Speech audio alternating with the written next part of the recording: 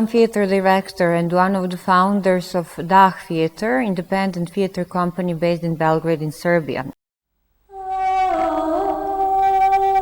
It was coincidence that we started the theater right when the Civil War started in 1991.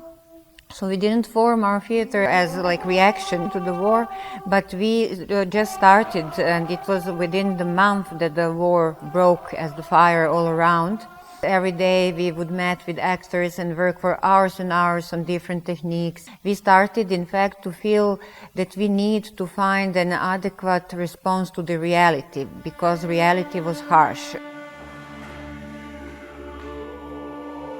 Being Serbs in Belgrade, our government then initiated the war, so it was absolutely done in our names. We started to hear about horrors committed by our government. This is something that is very, very difficult to carry. So, and it is again this kind of, okay, but I'm not guilty, but I am guilty. And then, of course, theater helped me to transform this guilt more into the feeling of being responsible. And this is what happened in the case of this Babylonian confusion that was based on Bertolt Brecht poems related to the topic of the war, of the country that wants to conquer the other countries.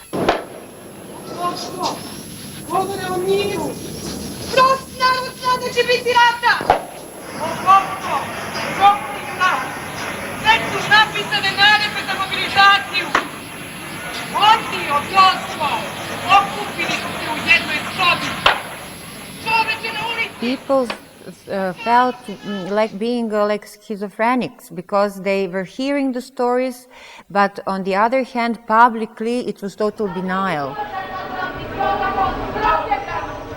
The response of the audience was enormous. Many people were thanking to us and telling that for the first time they heard publicly what they knew and what they felt.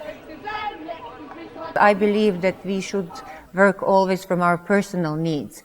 But then when that need is organically connected to the need of your community, or I would use the Greek word polis, then I think something real transformative happens.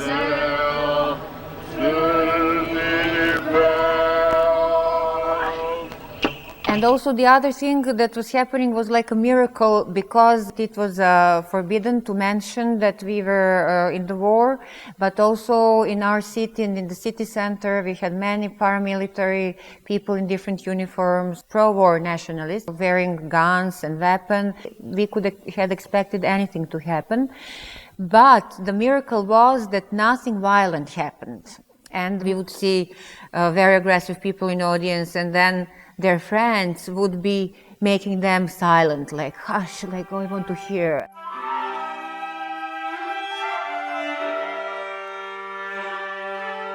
I think it was the payback to the years of working in this very demanding manner. Somehow protected actors because they were very focused, very committed, very clear, very precise.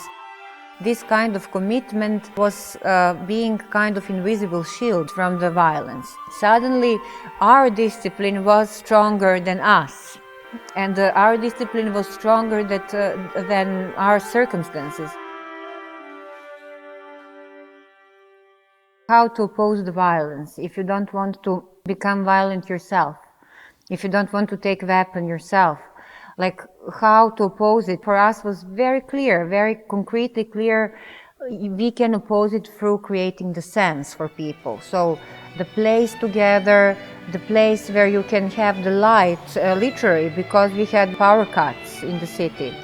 The place where we felt that we were very rich because we were sharing stories and music and so on.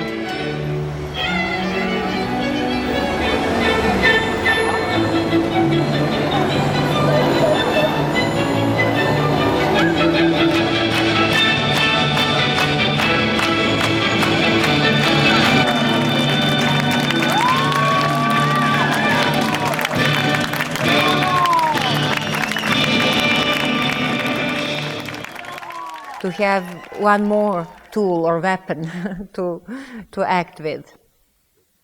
A weapon for peace. Weapon for peace. And I think theater can take those contradictions And this is what I adore about theater. You can say the weapon for peace, and this very strong and for me very positive meaning.